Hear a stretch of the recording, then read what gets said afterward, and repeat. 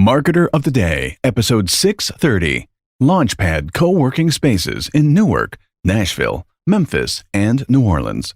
Move your business into a distraction-free, productive environment with Chris Schultz and Anne Driscoll. Hey everybody, and welcome back to the podcast. We're chatting with Chris Schultz and we're chatting with Anne Driscoll, and they are both Launchpad. So we're going to find out all about what Launchpad is, why you need it. How are you two doing today? We're doing great. Awesome. Great to be with you today. Well, it's great to be with the two of you as well. So can you tell me what Launchpad is available at lp.co? Because I've heard about this whole thing with co-working spaces and looking more legitimate and having more of an established presence. So I'm eager to hear about all of it, and with our listeners who are looking to move things up to the next level and scale better. So tell me about what the heck Launchpad is and why we should care about it a whole bunch. That's great. Yeah, Launchpad is a network of co-working spaces. We were born in New Orleans, and we are now in Newark, Nashville, Memphis, and New Orleans, and soon to be in many more cities. We're expanding across the U.S., just the U.S. at the moment, hopefully eventually globally. And, we're excited to be part of the co-working movement. And for any of your listeners who either are in any of those cities, we'd love to have them working at Launchpad, or otherwise, working in a co-working space is exactly what you described. It's a way to be working around other people who are working entrepreneurially, some working on startups, some small businesses, freelancers, people working remotely, that kind of thing. But you're working in a community, so it's a very supportive community. You have other people who are trying to build their businesses, build their careers. And then there's a sense of fabric around the water cooler or coffee or beer, whatever it may be. There's a real sense of community and people trying to achieve something together.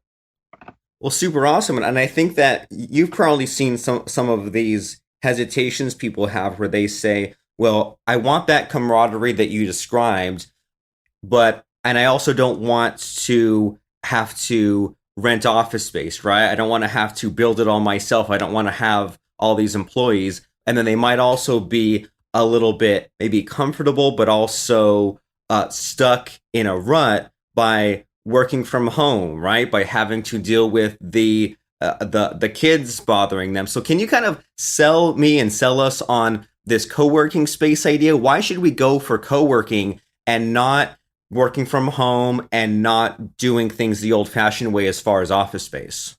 You know what? That is such a common thing that we often talk about. And we will say it's really about betting on yourself in a lot of cases, and really thinking about kind of putting some of your needs first. And I can tell you firsthand, this week we're working remotely, which means we're working from our home office in North Carolina. We've got our parents helping out with our baby, and it is impossible to get anything done. We're she's screaming downstairs we've got the right baby now. Screaming downstairs right now. Fortunately, not in the same room. We've got full-time childcare here, but there's numerous knocks on the door and begs for our time, and now we need a bottle, and now the bottle's not warm enough, and all this kind of stuff. And I think anybody who works from home, there's always the laundry, there's always the phone, there's always the perception that maybe you're not actually working full time when you're there. And so what we often say is that, really take some time for yourself and think about what you really need and what the ultimate environment for you to be the most productive in. And that's sort of like obviously the common challenges that people face. But then at the same time, what we hear from our members and what we really pitch people on is that the biggest challenge for entrepreneurs, whether you're a consultant or you're starting a business, is getting those first customers and getting people and networking and building those relationships. And the thing about going to work in a co-working space is that you get that community and you get that support built in. You also get that professionalism. Someone made a joke. They were like, it's hard to be serious when you're in your pajamas behind a bowl of Cheerios. And you kind of have that notion of like getting up, getting out there and building some rigor into your day, which helps make you more successful. But more than that, it's the natural connections and relationships that you build and the new business that you get that just comes really naturally and organically. And that's what we see from our members is that the difference between working at home is you work at home and you are trying to motivate yourself to get everything done so you can get out and go to that networking event. When you work at a company, at a place like Launchpad, every time you walk in the door, there's a new person who could potentially turn into a great customer, a great partner, or a great supporter. I love it. And you're so right as far as you're almost constantly networking. And I can relate to a lot of those things that you described, maybe not the kid family stuff, because I don't have one of those, but as far as getting yourself psyched up and going to like a once a month networking event and saying, geez, I'd love if this was happening every day or almost every day. And then also that aspect of working in your pajamas. I mean, I remember the very first day that I started this working full-time stuff, and I was putting my clothes on, and my girlfriend at the time said, well, if I was working at home, I'd just be sitting around in my pajamas all day. And I said, no, I need to actually put on real clothes and shower and do all those, like you said, the rigorous things, put the rigor into your day that I normally would. Otherwise, I'm just setting myself a failure. I'm just psyching myself out. So I relate to a lot of that quite a bit. And so when we're talking about co-working, what exactly comes with that? Because I have a lot of like conflicting things that come into my head. Like I think I've heard of somewhere you have your own office, you have your own desk, but I've heard of other places where you basically have to bring a backpack and pack up when you're done. So what's in the package? What does it entail if we're co-working? You know, that's one of the things that we like to do is we offer a variety of different products for people. And that really reflects different stages and different budgets. We want to have a really good, valuable product in the market. And so we start with co-working, and that is exactly what you're suggesting. You pop in for the day, you've got, you're sitting at a communal table, you've got access to all of our amenities, our conference rooms and things like that. But, you know, you pack up your things and you head out at the end of the day, and that's one aspect of it. What we also offer is more of the fixed desk or permanent desk solution where you can stay, have your own desk, keep your things there, and then ultimately, as our customers and members grow, they can move into offices, and we have a variety of size of office, whether it's a shared office or a larger office for you and your team. But we really think that we design our products to sort of meet every phase of an entrepreneur's life cycle, and then ultimately, as people kind of start to be really successful and grow their teams, we celebrate those folks as they go out into the world and find their own office space, and we celebrate them as graduates from Launchpad. And we really, you know, we love the idea that our people are going out there and renting their own floor of a building because their businesses have gotten so successful.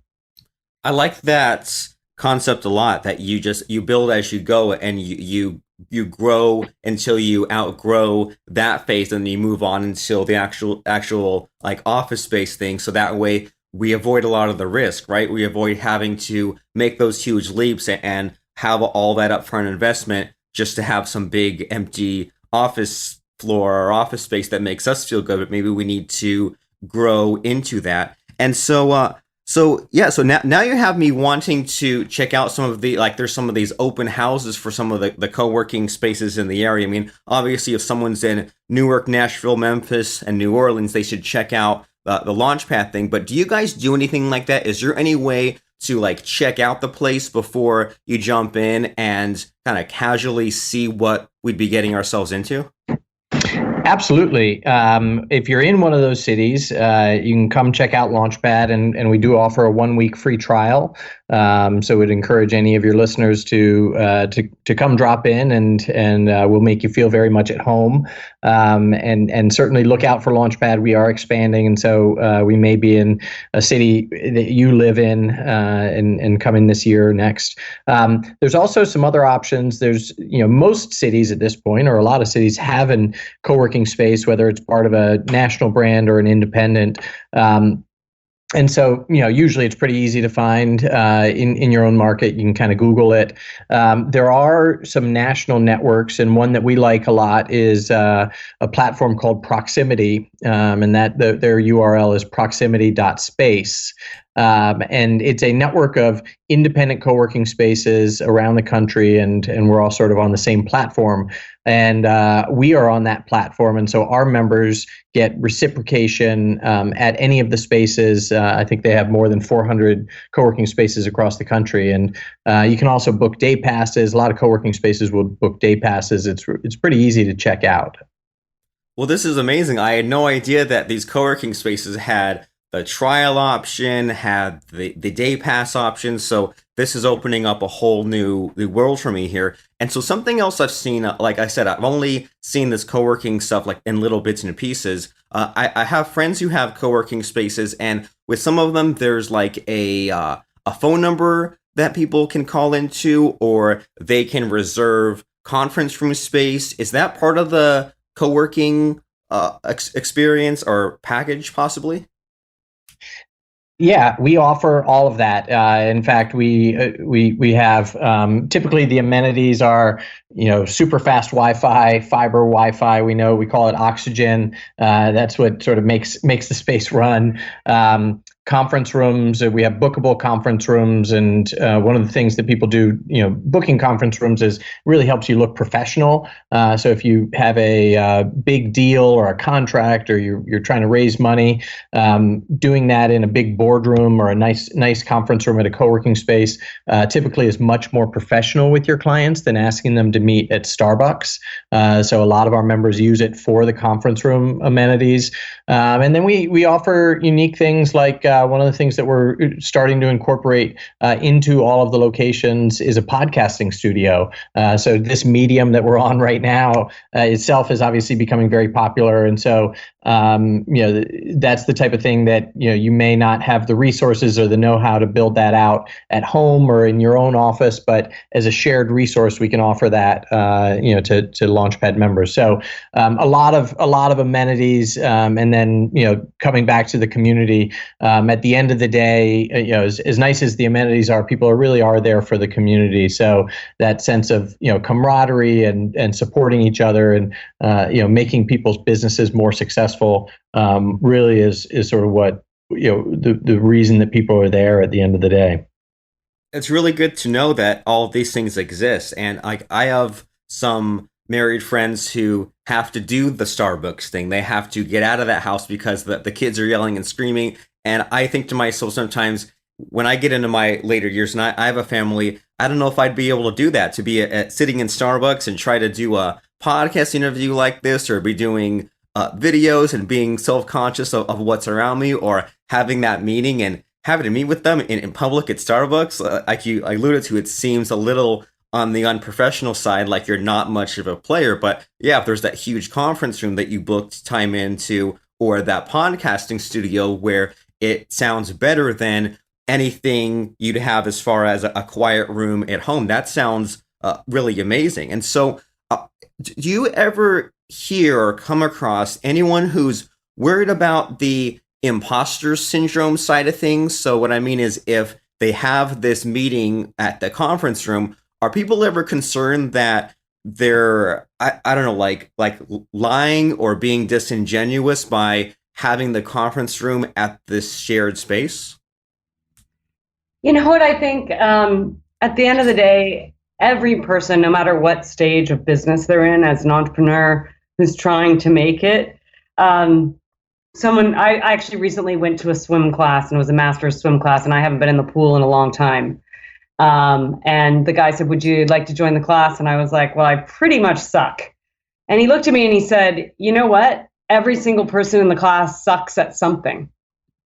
And I think it's a really important message to send, which is no matter what phase of entrepreneurship you're at, you're trying to make it happen. And we all are at some level in some part of ourselves trying to be a bit bigger than we are. And so I think to myself, I think it's a great service to be able to provide people the aspirational capability to come to an office and to be bigger than they are. And they shouldn't feel like an imposter, because everybody's an imposter at something, right?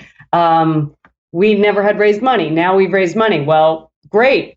But we haven't raised the next round. And when we are raising the next round, we're going to be struggling and learning through that. We had one location. We were really successful. That's great. Now we've got 4 locations. We're all striving for more than we're at. And I don't think anyone should feel badly, or they should take every opportunity they can have to present themselves in the best possible way. And investing in yourself and your business by going to one of these spaces is just a demonstration that you're serious enough about what you're working on, that it doesn't matter if you're not there yet, you're on your way. I like that a lot.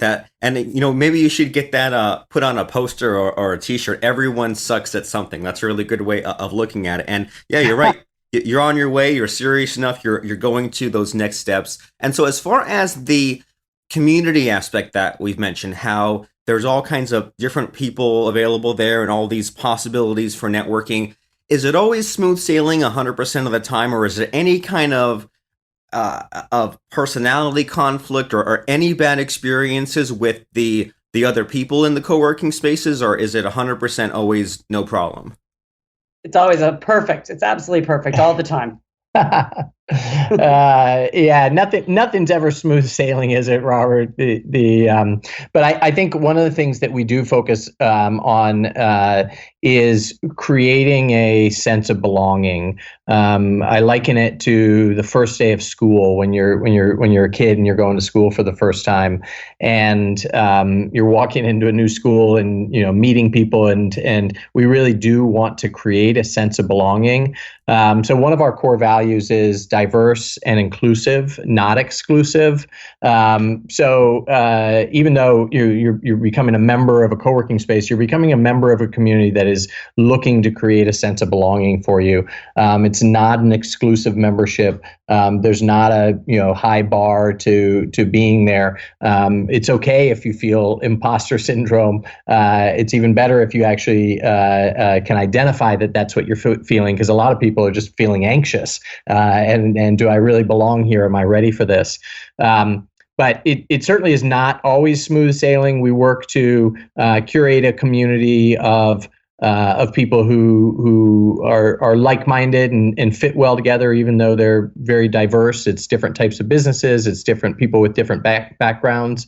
We seek that to create the community. But every once in a while you have the loud talker who's taking a phone call at the co-working desk. That's me, by the way. And we have to ask them to, hey, we've got phone booths for this. If you got a phone call, go step into the phone booth, that kind of thing. So sometimes there's a little bit of etiquette that we have to teach and train, but we do try to create a very welcoming environment for people. One of the companies that I worked for was a community. We're a platform where you could create your own community. And while I was also at Google, one of the things we also learned was that community is one of the best drivers of principle and guidelines. So we really use our community to help us draft up the principles, the sort of like the operating activity, and help guide good behavior. And they set the tone, and they help to reinforce it. And they also reinforce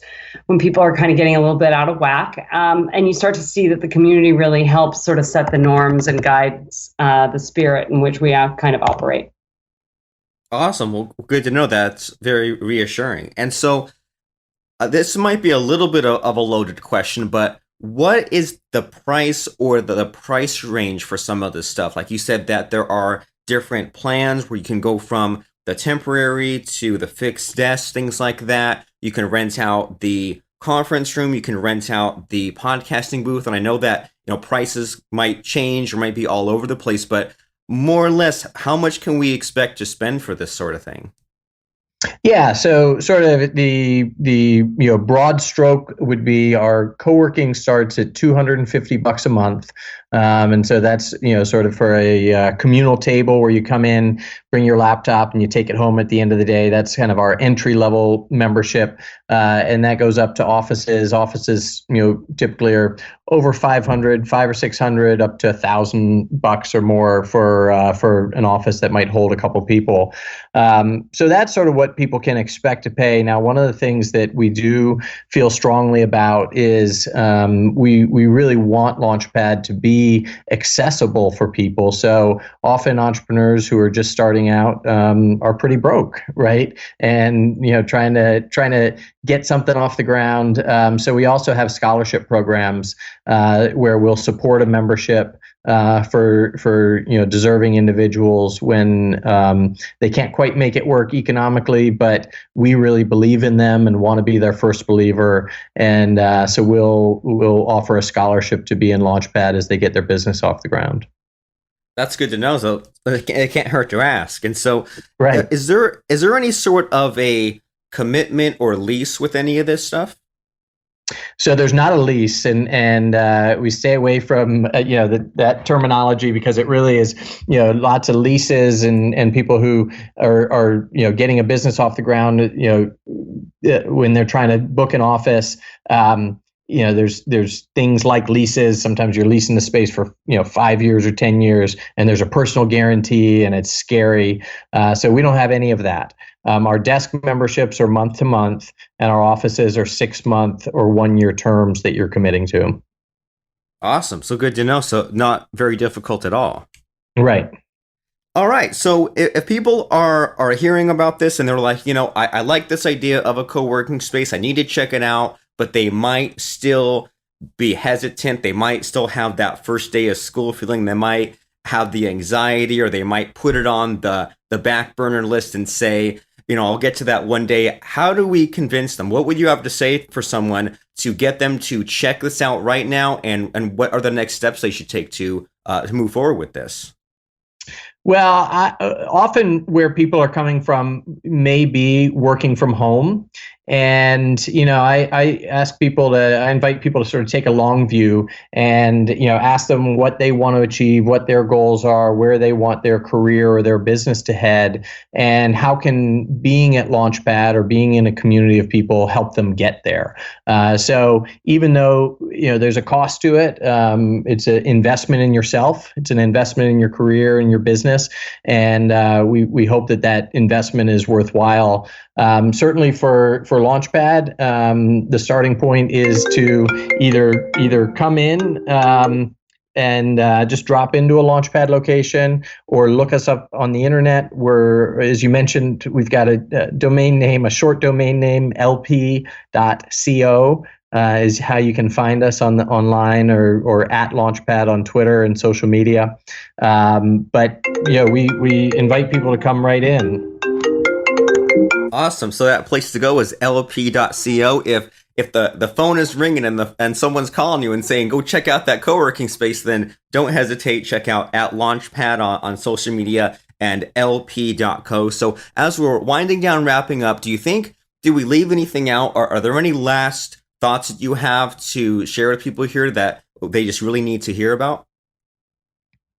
No, I think, at the end of the day, if you're serious about your work, find a place where you can be serious and at work, and find a place where you belong, because there's nothing more lonely than the getting up and trying to hustle every single day, and having a community of like-minded folks doing the same having the same challenge really makes it easier. You're so right. And what I'm hearing from your answers today is that it's so important to try things out. And it's one thing, there's so many people out there who might be at a 9-to-5 job and say, oh yeah, you know what? Having my own business sounds like a good idea, but then others try it and see if it's a good fit for them or not. And then when they try it, people might want to try working at home, working at the Starbucks, trying out the co-working space, but you never really know if it's a good fit unless you give it a chance, at least with the free trial or the day pass, or give it a few days or a few weeks and see if you actually like being in that environment, in that space, because how things play out in your imagination versus reality, two totally different things. And what really stuck with me about the answers that both of you two gave today were to see how things fit into your long-term goals. If there's any component that you want to add on, bolt on your business, whether it's co-working or something else, don't just add it on for the heck of it. Say, what are my long-term goals? And does adding this thing, does this get me away from my goals, or does this help out? And I think that this co-working concept can help a lot of people out there, especially as far as removing the objections, removing the excuses. If people say, I need to be legit, or I'm not sure if I can quiet the kids down or find time away, or I'm not sure if I can get motivated. Well, co-working ticks a lot of the boxes. So if you are in those cities we mentioned, then check out lp.co. And if not, then check out proximity.space to check out that whole network and find a co-working space near you, because these days there's very little commitment. It seems like it's like an Airbnb for working. You can try out these different places to work, and you never know who you might meet, and you have access to all these cool facilities, fast Wi-Fi, conference rooms, podcasting booths. So check out lp.co. You'll be glad you did. We'll see you there. And thanks, Chris and Anne, for stopping by and for sharing with us why we should be pursuing this really great concept you guys have going on. I appreciate it. Thanks so much for having us on today. Yeah, it was super fun. Thank you for listening to Marketer of the Day. Subscribe and listen to other shows at marketeroftheday.com/episodes.